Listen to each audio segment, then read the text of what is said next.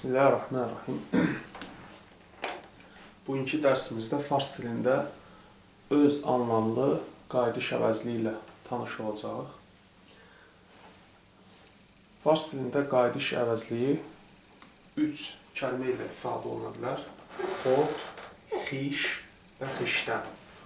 Ən işlək olanı xoddur, xiş və xişdən isə daha çox bədii kitablarda, əsərlərdə işlənir. Danışıq dilində isə əsasən xod qayda əvəzliyindən istifadə olunur. Bu 3 qayda əvəzliyinin mənası öz deməkdir. Yəni bizim dilimizdəki öz. Məsələn, mən özüm, sən özün. Biz xod əvəzliyi haqqında danışacağıq, çünki ən işlək olan odur. Bu əvəzlik hansı variantlarda işlənə bilər fars dilində? Bir neçə variantda işlənə bilər. Xod əvəzliyi mənsubiyyət şəkilçisi ilə birlikdə işlənə bilər. Məsələn, xodəm, mən özüm, yəni özüm, daha doğrusu xodət, özün, xodəş, özü, xodəman, özümüz, xodetan, özünüz, xodeşan, özləri. Diqqət etdinizsə, burada xod qayda əvəzliyi yalnız mənsubiyyət şəkilçiləri ilə işləndi. İkinci işlənmə variantı şəxs əvəzlikləri və mənsubiyyət şəkilçisi ilə birlikdə işlənməsi. Yəni ilk öncə şəxs əvəzliyi gəlir, sonra xod qayda əvəzliyi gəlir, bundan sonra qayda əvəzliyinə birləşmiş mənsubiyyət şəkilçiləri gəlir. Məsələn, mən xodəm, yəni mən özüm, to xodət, sən özün, u xodəş, o özü, ma xodeman, biz özümüz, şoma xodetan, siz özünüz, anha və yaxud işan da demək olar, anan da demək olar. Anha xodeşan, onlar özləri. Bu da ikinci variantı, ikinci işlənmə variantı idi. Demək, birinci işlənmə variantı xod əvəzliyi üstə gəl, mənsubiyyət şəkilçisi. İkinci işlənmə variantı işarə əvəzliyi və üstə gəl xod, üstə gəl, deməli, mənsubiyyət şəkilçisi. Üçüncü işlənmə variantı xod əvəzliyinin xod qayda əvəzliyinin şəxs əvəzlikləri ilə izafətdə işlənməsi.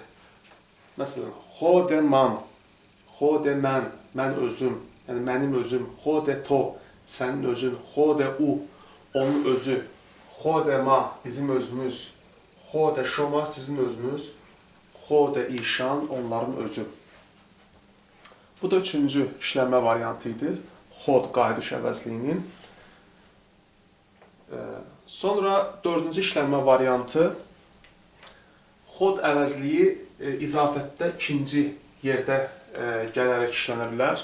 Bu zaman izafətin ikinci tərəfində gələn xod əvəzliyi iki cür variantda işlənə bilər.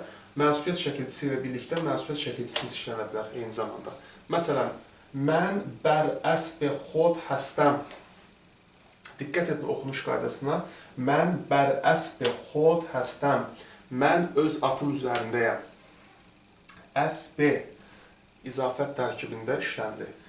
Lakin burada xod qayda əvəzliyi mənsubiyyət şəkilçisiz işlənmişdir.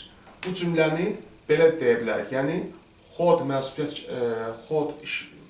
qayda əvəzliyini mənsubiyyət şəkilçisi ilə işlədə bilərik.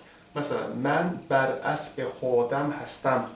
Mən öz atım üzərindəyəm. Birinciyə diqqət edin. Mən bər əsb xod həstəm.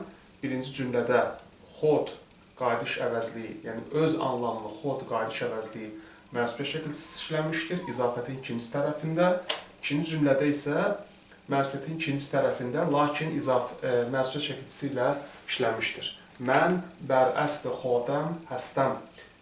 Digər bir nümunə, to bər əsb xod həsti. Sən öz atın üzərindəsən. Mənsubiyyət şəkilçisiz işlənmişdir. Eyni cümləni mənsubiyyət şəkilçisi ilə işlədək. To bər əsb xodət həsti. Sən öz atın üzərindəsən. Digər bir nümunə. U bər əsb xod həst. O öz atı üzərindədir. Diqqət edin, burada da mənsubiyyət şəkilçisiz işlənmişdir. İndi eyni cümləni mənsubiyyət şəkilçisi ilə işlədəcək. U bər əsb xodəş həst. O öz atı üzərindədir. Və bugünkü dərsimiz bu qədər.